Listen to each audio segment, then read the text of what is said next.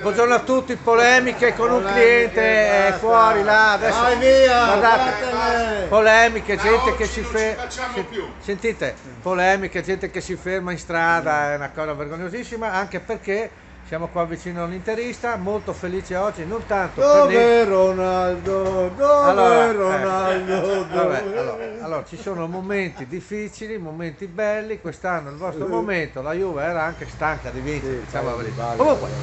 abbiamo gli amici, eccoli qua, un saluto, come sempre, sono le 7:21, quindi Siamo perfetto perfetti. orario, un lunedì, poi un po' di cefalea, c'è qualcuno che ha la Io prostatite, ho un qualcuno... po' di prostatite. La mattina del lunedì ci diciamo, uno è stato a pescare, rosso come un peperone, bisogna da cala perché adesso è tutti che va in giro. Però, allora c'è l'amico di Torino e io un amico barbuziente, grave, che è stato a lavorare a Torino. Praticamente torna da Torino e ha detto, ma di Franco, allora c'è molto, ben. Ho scegliato a lavoro a Torino e però a Torino si metta pure là i soldi, vedi, facciamo Sì, tutto qua, facciamo tutto. come quelli del circo. I clienti ormai sono abituati. Allora a Torino, sì, siamo a Torino, e allora Torino come Milano, metropoli, no? Tu lavori, ma le sere tu vai al night, tutto night, le sere tu vai.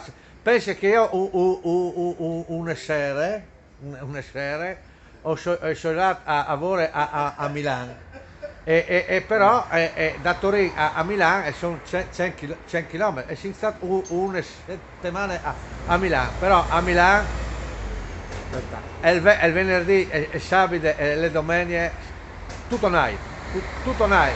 Allora un venerdì ho sognato con una che si chiamava Luana, oh yeah. Le sere dopo una si chiamava Veronica, una sera dopo ho sognato una si chiamava Samantha, una sera dopo un che si chiamava Osvaldo. No, scusa, no, ma Osvaldo ha un nome, un nebbia a Milano. Un saluto dalle tre sorelle, ciao! Ciao.